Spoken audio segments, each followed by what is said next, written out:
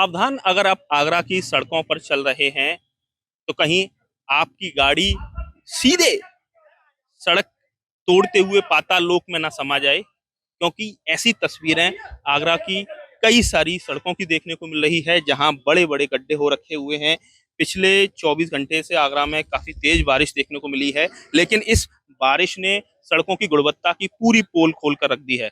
इस समय मैं खड़ा हुआ हूँ कर्मयोगी फवारा इलाके में। ये कमला नगर का वो एरिया है जो बहुत ही वीवीआईपी एरिया है, पॉश इलाका है, लेकिन करीब 15 फीट चौड़ा, करीब 25 से 30 फीट लंबा और 10 से 15 फीट गहरा यहाँ बड़ा गड्ढा सड़क पर नजर आ रहा है। तो ऐसे में समझा जा सकता है कि ये एक बहुत बड़े लेवल का करप्शन का मामला है। किस तरह से गुणवत्ताहीन तरीके से ये सड़क बनाई गई है, कमीशन खोरी और लापरवाही के सीमेंट बालू से सड़क का निर्माण किया गया है। यही वजह है कि ये जो सड़क पर बीचों बीच एक बड़ा गड्ढा हो गया है। कोई भी हादसा हो सकता था, लेकिन गनीमत ये रही है कि यहाँ किसी भी तरह से कोई किसी भी तरह की कोई अनहोनी नहीं हुई है। लेकिन ये जो गड्ढा हुआ है ये लगातार सिस्टम पर सवाल खड़े कर रहा है। तमाम लोग हमारे साथ हैं। आप बताइए, ये बिल्कुल बीचों बीच सड़क पर कितनी देर पहले गड्ढा हुआ? ये एक बजे के लगभग है। ये कर्मयोगी की मेन रोड है और यहाँ के अंदर करीब 500 कॉलोनियां हैं।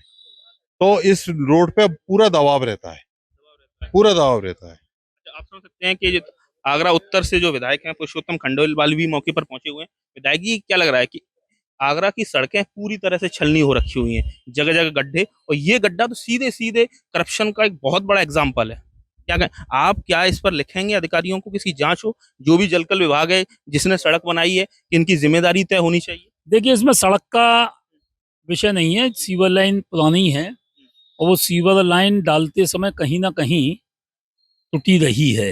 गलती तो है ही, कमी है। इसके बारे में जांच की मांग बात कही जाएगी और जांच करवाई जाएगी कि इसमें अनियमितता कहाँ हुई है। तो जो भी दोषी होंगे उनके खिलाफ कार्रवाई हो। और साथ में फिलहाल ये आवश्यक है कि यहाँ का व्यवस्था जल्दी से जल्दी कोई ठीक भी हो। कार समा सकती थी, कोई भी किसी की जान जा सकती है कि इतना बड़ा गड्ढा।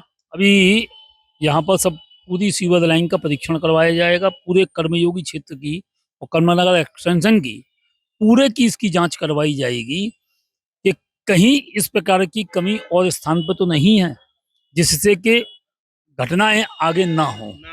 और स्थानीय लोग हैं, लोगों में जबरदस्त आक्रोश है। आप बताइए कि ये आप सड़क पर चल रहे हैं और अचानक से आप कार में जा रहे हैं, बाइक पर जा रहे हैं और इस तरह का हादसा हो जाए, कुछ भी हो सकता है, क्या कहना है? ये अचानक वाली घटना है। सीवर लाइन डली में तो 10 से 12 साल हो गए यहाँ पे। ऐसा कभी कोई ऐसा हादसा हुआ नहीं है, लेकिन आज अचानक ये सूचना मिली कि ऐसे अचानक रोड बैठ गया है, तो तुरंत यहाँ पे सभी अधिकारियों को आपको क्या नहीं लगता कि इसकी इसकी जांच होनी चाहिए? जांच होनी चाहिए। कहीं ना कहीं किसी अधिकारियों की लापरवाही रही है, इसलिए गड्ढे आसानी से नहीं होते, कहीं ना कहीं कमी रही है। इसके लिए जैसा भी भाई साहब ने कहा, जांच होनी चाहिए, जांच होगी भी।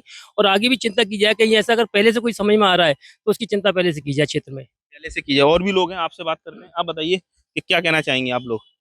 कुछ कहना चाहेंगे? इस तरह घटना सीधे कार समा जाएगी, कोई भी बड़ी घटना, किसी की जान जा सकती है। किसी की जान को कोई यानी कोई ऐसी वो नहीं थी। ये अपने अकस्मात ही ये गड्ढा हुआ था।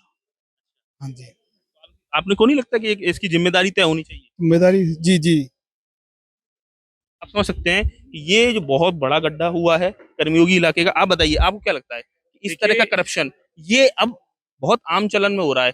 थोड़ी सी बारिश हुई और गड्ढा पूरा। तो आपको क्या लगता है कि ये इंजीनियरिंग पर सवाल है? इंजीनियरिंग पे भी सवाल है और कहीं ना कहीं जब ये प्रोजेक्ट बनाया गया होगा तो अधिकारियों को इस बात का आकलन जरूर करना चाहिए कि हमारी जो सड़क सीवर की लाइन डल रही है, गंगा जल की डल रही है, उसको कितनी हम सुरक्षा के साथ कर सके, क्योंकि ये कमला नगर का एक्सटेंशन का मेन रोड है।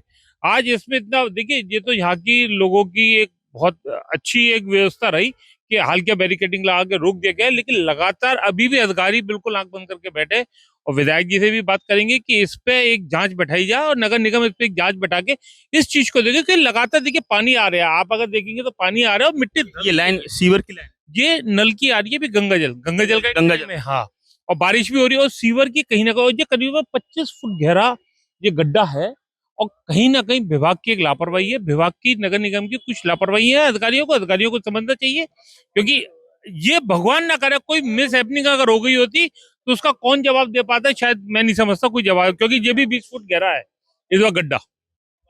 हैं कि स्थानीय लोगों में आक्रोश है। सवाल यही खड़ा हो रहा है कि जो गुणवत्ता, जो जिस क्वालिटी से सड़कों का निर्माण होना चाहिए, शायद उसमें समझौता किया जा रहा है। बड़े लेवल पर करप्शन इन्वॉल्व है। यही वजह है कि एक बारिश होती है, तेज बारिश होती है और इस तरह से जो सड़क है वो पूरी तरह से गड्ढे में समा जाती है।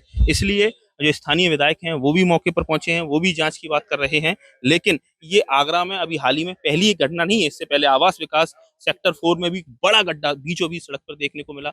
इसके साथ ही कल भी एक बड़ा हादसा आगरा में सुभाष बाजार इलाके में हुआ है। तो कुल मिला के कहा जा सकता है कि जिस गुणवत्तापूर्ण तरीके से जो सार्वजनिक निर्माण होना चाहिए, कहीं ना कहीं उसमें बड़े स्तर पर करप्शन है, बड़े स्तर पर अधिकारियों की लापरवाही है और ठेकेदारों की मिलीभगत से इस तरह की गुणवत्ताहीन सड़कें लोगों को की जान जोखिम में डाल रही हैं। आज तक के लिए, यूपी तक के लिए आगरा से नितिन उपाध्याय की रिपोर्ट। पवन जी, एक बात होती है, क्या आपको कभी ऑफर नहीं आया बीजेपी की तरफ बहुत से? बार आया। आया? कैसा आया? आया क्या ऑफर आया? हमने बताया था राष्ट्रीय अध्यक्ष जी को। आया किस तरह का ऑफर आया? मतलब सब आया, विधायक मंत्री सब आया। जानते हैं, ये भी घटना बता दें आपको, हम मेरे पिताजी, जैसे मैंने राजनीति शुरुआत की तो मेरे पिताजी कभी नहीं चाहते थे, लेकिन जब मैंने राजनीति में मैं प्रवेश कर गया, लखनऊ स्थित उपाध्यक्ष हो गया, तो ये भी बहुत महत्वपूर्ण घटना है। नेताजी का फैजाबाद आगमन था,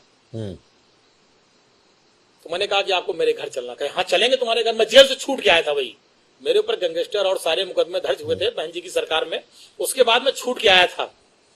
तो मैंने कहा आपको मेरे घर चलना। कहा चलेंगे। नेताजी मेरे घर आए, अंगूरीबाग कॉलोनी में। मेरी माता जी ने खाना बनाया था। नेताजी ने, जो मेरी माता जी ने बनाया था, पूड़ी सब्जी, दही कचौड़ी, दही बड़ा जो था, सब खाया नेताजी ने बैठ के पूरा आराम से सब खाया। और खाने के बाद कहा कि और कुछ बना है? तो हमने मम्मी बुलाया अपनी माता जी को, तो उन्होंने पूछा क्या नाम है आपका? कहीं मेरा नाम गीता। कहने बताइए कुछ और बना है?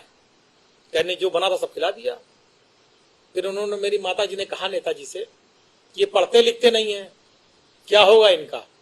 नेताजी ने कहा पवन के कारण आज मुलायम सिंह यादव इस दरवाजे पर आए हैं, और देखना वो एक दिन वो भी आएगा।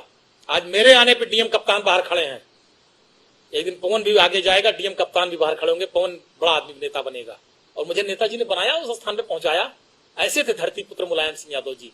तो उसी दिन से मेरी माता पिता, मेरे पूरा परिवार का एक लगाव है नेताजी के परिवार से। जब ये सब बातें आई कुछ लोगों ने कि भाजपा वाजपा ये सब, तो मेरे पिताजी ने तुरंत मुझको फोन किया, कहा जीवन में भूल न करना, जीवन में गलती न करना। ये चीजें मेरे पिताजी ने बहुत सख्ती से मुझसे बात कही थी, मैं बहुत ईमानदारी से आपसे कह रहा हूं।